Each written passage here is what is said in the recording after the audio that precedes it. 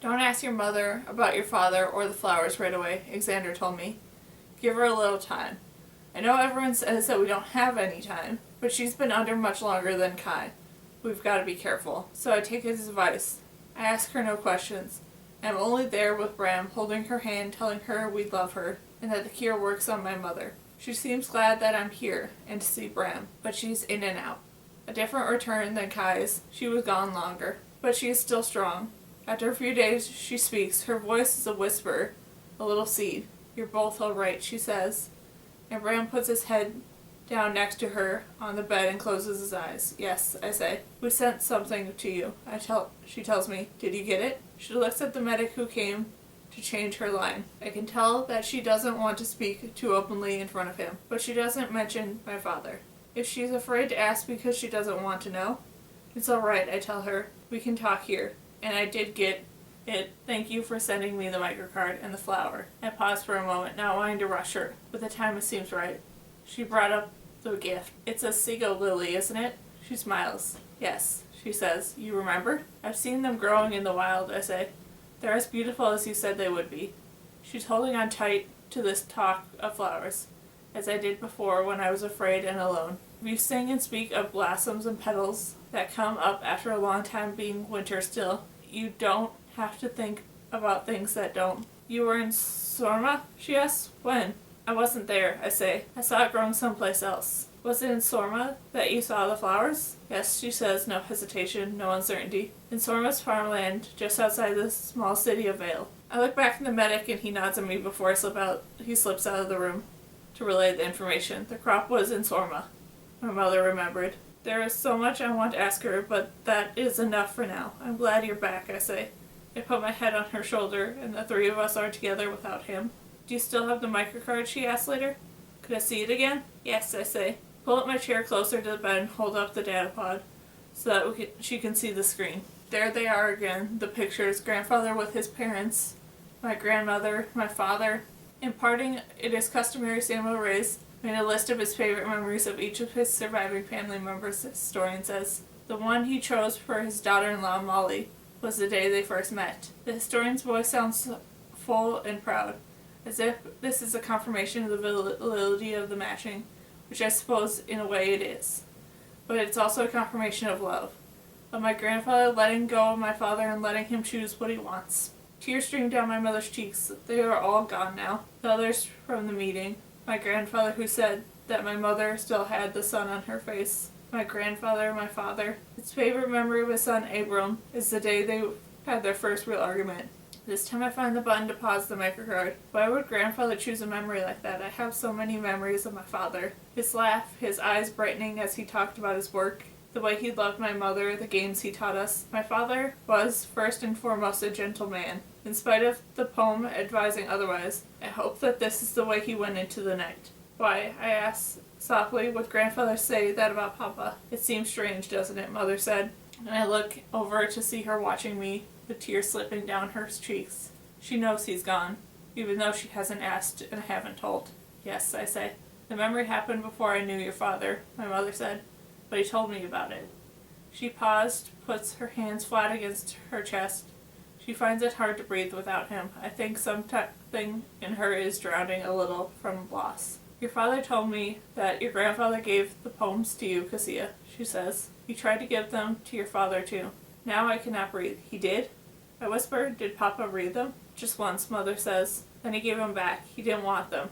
Why? My mother shakes her head. He always told me that it was because he was happy in society. He wanted everything to be safe. He wanted what the society could offer. That's what he chose. What did grandfather do, I ask? I imagine giving someone such a gift and then having it returned. Parents are always giving things that are not taken. Grandfather tried to give my father the poems to tell him about the rebellion. My mother and father tried to give me safety. That was when they argued. My mother said, your great-grandmother had saved the poems, that there was a certain legacy of rebellion attached to them. But everyone thought it was too dangerous, that your grandfather took too many risks.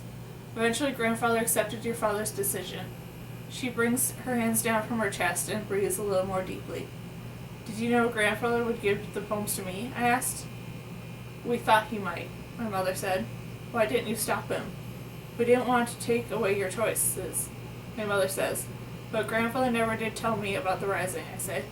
I think he wanted you to find out in your own way, my mother says. She smiles. In that way, he was a true rebel. I think that's why he chose the argument with your father as his favorite memory, though he was upset with the fight when the fight happened. Later he came to see that your father was strong in choosing his own path, and he admired him for that. I see why father had to honor grandfather's last request and destroy his sample, even though my father didn't agree with his choice. It was his turn to give that back, to be the one to respect and honor this decision made. My father also extended the gift to me. Remember what he said in his note, Cassia. I want you to know that I'm proud of you for seeing things through, and for being braver than I was. That's why the Rising didn't make us immune to the red tablet, Bram said to me. Because they thought our father was weak. They thought he was a traitor. Bram, I say. I didn't say I believed them, Bram says. The Rising was wrong. I look at Mother. Her eyes are closed. Please, she says. Play the rest. I press the button on the datapod and the historian speaks. His favorite memory of his grandson Bram was his first word. The historian says, it was more. Bram smiles a little. His favorite memory of his granddaughter Cassia, the historian says. I lean forward to listen. Was the Red Garden day. That's all. The datapod goes blank. My mother opens her eyes. Your father is gone, she says, her lips trembling. Yes, I say. He died when you were still, Bram says to my mother. His smile is gone, his voice sounds heavy and sad and weary, telling the terrible news. I know, my mother says, smiling through the tears. He came to say goodbye. How? Bram asks. I don't know, she says, but he did. When I was still, I saw him. He was there, and then he went away. I saw him dead, but not the way you saw him, Bram said. I found his body. Oh, Bram, no, my mother said, her voice whispered in agony. No, no, she says, as she gathers my brothers close. I'm sorry, she tells me. I'm so sorry. My mother holds Bram tightly, to draw in a ragged breath, the kind you take when the pain is too deep to cry, when you can't cry because you are all in pain, and if you let some of it out, you might cease to exist. I want you to do something to make this better, even though I know nothing can change the fact that my father is gone, and even though I know there's nothing I can change in that the fact that my father is gone and underground. My mother looks at me, her gaze pleading. Can you bring me something, she says. Anything that is growing. Of course, I say. I don't know plants the way my mother does, so I'm not even sure what it is that I dig up a little in the courtyard of the medical center. It could be a weed, could be a flower, but I think she'll be happy either way. She just needs something to combat the sterility of her room, the emptiness of the world without my father. I folded the foilwork container and brought it with me to the kind of cup, scoop, and soil inside. I pull out the plant. The roots dangle down, some thick, others thin, that the breeze goes through them so easily that as it does the leaves. When I stand up, my knees are dusty and my hands are dark with dirt. I am bringing my mother a plant because there is no way I can bring my father back to her.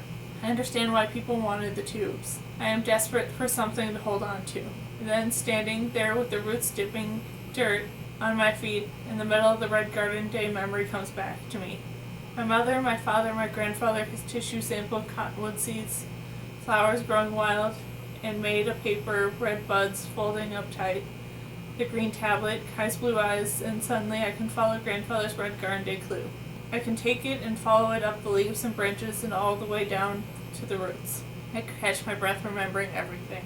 My mother's hands are printed black with dirt, but I can see the white lines crossing her palms when she lifts up the seedlings. We stand in the plant nursery of the Abrium, the glass roof overhead and the steamy mist inside, biled by the cool and spring morning out. Bram made it to school in time, I say. Thank you for letting me know, she says, smiling at me. On the rare day when she and my father have to go to work early, it's my responsibility to get Bram to his early train for the first school. Where are you going now if you have a few minutes left before work? I might stop by and see grandfather, I say. It's all right to deviate from the usual routine this way because grandfather's banquet is coming soon. So is mine. We have so many things to discuss. Of course, she says. She's transferring the seedlings from the tubes where they started row in the tray to their new home. Little pots filled with soil. She lifts one of the seedlings out. It doesn't have many roots, I say. Not yet, she says. That will come. I give her a quick kiss and start off again. I'm not supposed to linger at her workplace. I have an air train to catch. Getting up early with Bram has given me a little extra time, but not much. The spring wind is playful, pushing me on my way, pulling me another. It spins some of the last fall leaves into the air, and I wonder if I climb up to the air train platform and jump. The spiral of wind could catch me and take me up twirling. I cannot think of falling without thinking of flying. I could do it, I think, if I found a way to make wings. Someone comes up next to me as I pass by the tangle of whirl on the hill, on my way to the air train shop. Cassia raised, the worker asks. The knees on her plain clothes are darkened with soil, like my mother's when she's been working. The woman is young, a few years older than me. She has something in her hand, more roots dangled down, pulling up or planting. I wonder. Yes, I say. I need to speak with you, she says. A man emerges from the hill behind her. He is the same age as she is, and something about them makes me think they would have made a good match. I've never had the permission to go on the hill. I look back up at the riot of plants and forest behind the workers. What is it like to be in a place so wild? We need you to sort something for us, the man says. I'm sorry, I say, moving again. I only sort at work. They are not officials, nor are they my superior or supervisors. This isn't protocol, and I don't bend the rules for strangers. It's to help your grandfather, the woman says. I stop. There's been a problem, she says. He might not be a candidate for tissue preservation after all. That can't be true, I say. I'm afraid that it is, the man says. There's evidence that he's been stealing from society. I laugh. Stealing what? I ask. Grandfather has almost nothing in his apartment. The thief occurred long ago, the woman says, when he worked as a restoration site. The man holds out a data pod. It's old, but the picture on the screen is clear. Grandfather younger, holding artifacts, grandfather bearing artifacts in the forest area. Where is this? I say. Here, they say, on the hill. The picture covered a span of many years. Grandfather ages as I scroll through them. He did this for a very, very long time. Society has only now found these pictures. I ask. Society doesn't know, the woman says. We'd like to keep it that way, so he can still have his banquet and his sample taken. We need you to help us in return. If we don't, we'll turn him in. I shake my head. I don't believe you, I say. These pictures, they could have been altered. You could have made it all this up. But my heart pounds a little more quickly. I do not want grandfather to get into trouble. And the thought of his sample is the only thing that makes the pain of the upcoming banquet manageable. Ask your grandfather, the man says. He'll tell you the truth. But you don't have much time. The sort we need to help with happens today. You have the wrong person, I say. I'm only in training. I don't even have my final work assignment yet. I should ignore them completely and report them to society. But they've unsettled me. What if they take their story, true or not, to society? Then a wild hope comes to mind. If they do, will society delay grandfather's banquet while they investigate? Could we have a little more time? But then I realize that won't happen. Society will have the banquet and take the sample as planned. And if there's enough evidence, they might decide to destroy it. We need you to add data to a sort, the man says. That's impossible to do, I say. When I work, I only sort existing data. I don't enter anything new. You don't have to enter anything, the woman says. All you have to do is access the additional data set and transfer some from the data. That's also impossible, I say. I don't have the correct passkey. The only information I see is what I've been given. We have a code that will allow you to pull more data, the man says. It will help you access society's mainframe simultaneously as you sort their information. I stand there listening as they tell me what they want me to do. When they finish, I feel strange and spinning, as though the wind did, after all, pick me up and send me turning. This really happening? Will I do what they ask of me? Why did they pick me, I ask. You fit all the criteria, he says. You're assigned to the sort today. Also, you're one of the fastest, the woman says, and the best. Then she says something else, something that sounds and you'll forget. After they finish explaining what they want me to do, I have a very little free time left, but I still climb off at the stop near grandfather's apartment. I have to speak to him before I decide the course of action, and the people in the atrium are right. Grandfather will tell me the truth. He's out in the green space when he sees me. Surprise and happiness cross his face. I smile back, but I have no time to waste. I have to go to work, I say. But there's something I need to know. Of course, he says. What is it? His eyes are sharp and keen. Have you ever, I asked, taken something that didn't belong to you? He doesn't answer me. I see a flicker of surprise in his eyes. And I can't tell if he's surprised at the question or at that I know to ask it. Then he nods. From society, I whisper, so quietly that I could barely hear myself, but he understands. He reads the words on my lips. Yes, he says. Looking at him, I know that he has more to tell, but I don't want to hear it. I've heard enough. If he admits even to this, then what they say could be true. His sample could be in danger. I'll come back later, I promise. I turn and run down the path under the red bud trees. Work is different today. Nora, my usual supervisor, is nowhere to be found. I don't recognize many of the people at the sorting center. The official takes charge of the room, and as soon as we are all in our places, today's sort is slightly different, he says. It's an exponential pairwise sort, using personal data from a subject of the society. The people from the atrium were right. They said this was the kind of sort I'd do today, and they told me more than society does now. The woman at the atrium said that the data was for the upcoming match banquet, my banquet, that society should not be sorting this close to the banquet, and that people from the atrium said that some of those who should be included in the matching pool have been left out on purpose by society.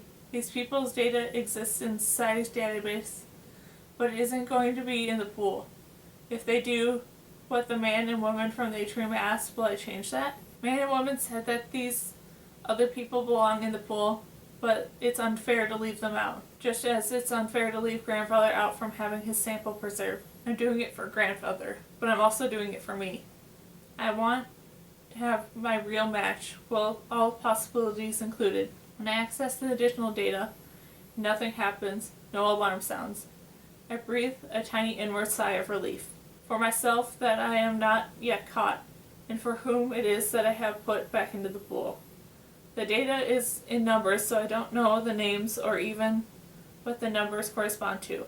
I only know what's ideal, which one should go with the others, because the official has told us what to look for. I'm not changing the procedure of the sort itself, I'm just adding to the data pool. Society should have special sorters to do this in Central, but they're not using them, they're using us. I wonder why. I think of the criteria the atrium workers said to me perfect for what they wanted me to do.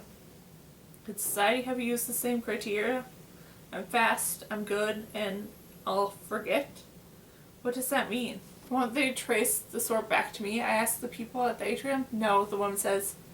We've infiltrated the matching logs, and we can reroute your selection so that it will substitute the false identification numbers instead of yours. If someone decides to investigate later, it will be as if you were never there at all. But my supervisor will know me, I protest.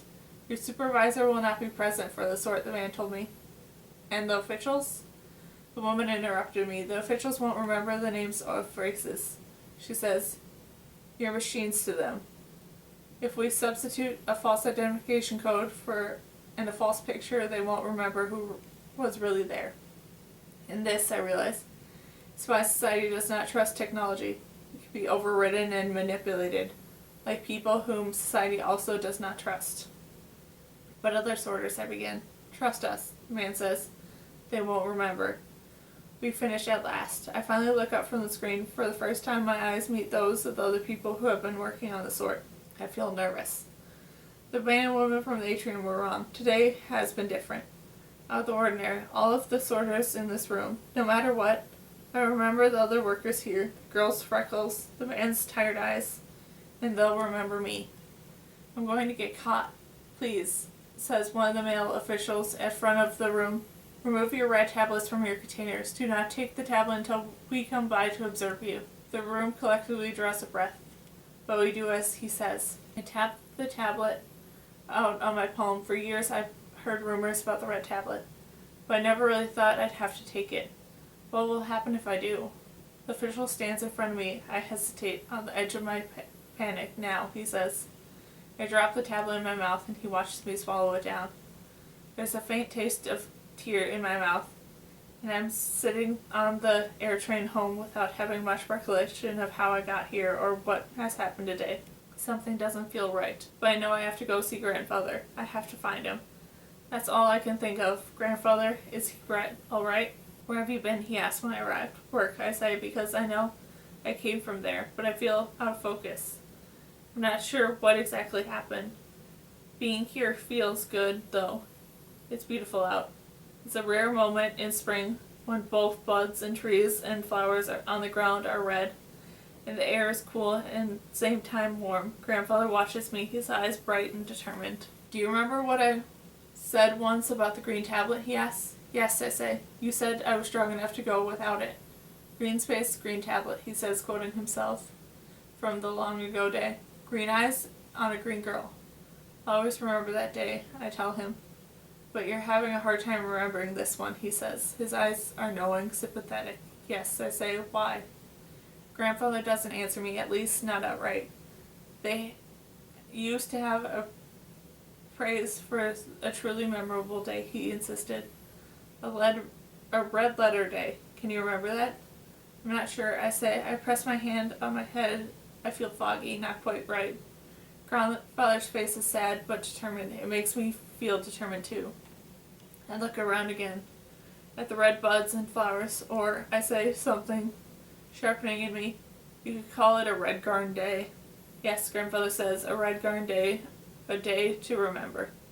He leans closer. It's going to be hard to remember, he says. Even this right now won't be clear later. But you're strong. I know you can get it all back. And I have. Because of Grandfather, he tied the red garden day like a flag in my memory. The way Kai and I used to tie red strips of cloth to mark obstacles on the hill. Grandfather could give me back all of my memories because I never told him what I'd done, but he could give me part of it. He could help me know what I'd lost. Through the red garden day. I could build the rest back like stepping stones to take me to the other side of the forgetfulness, to find the memory on the other bank. Grandfather believed in me. He thought I could rebel, and I did, always. Do little things even though I believed in society too. I think of how I made a game for Bram on his scribe when he was small, how angry I was when I swallowed a bite of the cake for the banquet, how Alexander and I didn't tell the officials about the tablet container the day he lost it at the pool, how we broke the rules for Em when we gave her the green tablet. From what I know, I think it must have been Rising who approached me. I did what they asked because they threatened Grandfather. I added people to the matching pool. Back then I didn't know who these people were. I didn't know they were aberrations. The Rising and the Society both used me because they knew I would forget. Society knew I'd forget the sort in its proximity to the match banquet. And the Rising knew that I could not betray them if I didn't remember what I'd done. The pilot even made mention of that when he was flying us to Endstone. You helped us before, he said, though you don't remember it. But I remember now. Why did the Rising have me add the aberrations to the pool? Did the Rising hope that they would function as some kind of reclassification for those who made it through? Or were they simply trying to disrupt the Society? Why did Society use me and the other sorters that day? Were the sorters at Central already beginning to fall ill with the plague? Another memory comes to the surface, tugging at this one. I matched another time, in Central. That's what happened the day when I found the paper where I'd written a single word, remember, in my sleeve. Society was having trouble because of the plague. They couldn't keep up with the people going still. How long did Society use people like me to sort for the banquets and then give us the red tablets so we'd forget the rush, the 11th hour aspect of it all?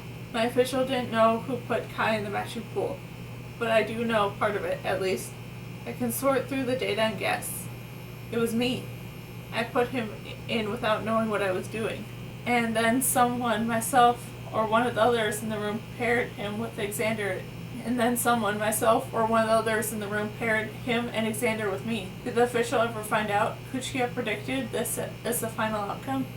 Did she even survive the plague and the mutation? But if all the people in society were Kai and Xander really the two best fit with, wouldn't society have noticed that I had 2 matches? Or have some fail-safe to catch such an occurrence?